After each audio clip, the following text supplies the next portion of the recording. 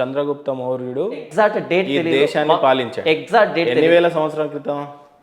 దానికి దీనికి సంబంధం ఏంటి? 5000 సంవత్సరాల క్రితం. దానికి దీనికి సంబంధం ఏంటి? అప్పుడు హిందూ సమాజం ఉందన్న.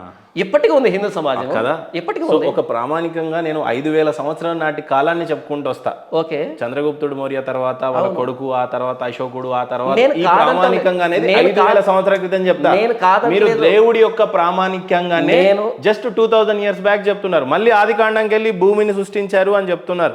మీకు నేను చెప్పింది అర్థం కాలేదన్నా. యోధా మతం యొక్క కొనసాగింపు క్రిస్టియానిటీ అని చెప్తున్నా. యోధా మతం ఎక్కడిది? ఆదికాండం 12వ అధ్యాయం నుంచి అబ్రహాం పిల్లలు వాళ్ళంతానే.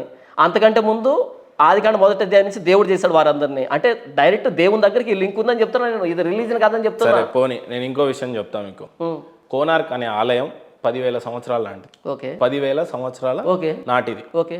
లేదు, తిరుమల దేవస్థానం ఏదైతే ఉందో ఒక 3,000 సంవత్సరాల నాటిది. కానీ మీకు దేవాలయాలు అంటే చర్చిలు అవును ఈ భారతదేశంలో ఎక్కడ ఇతిహాసం ఉంది? మా ఆలయం ఇగో ఇంత పురాతనమైంది. ఇప్పుడు చర్చిలు ఉన్నాయి కదా, కల్వరి టెంపుల్ ఉంది కదా.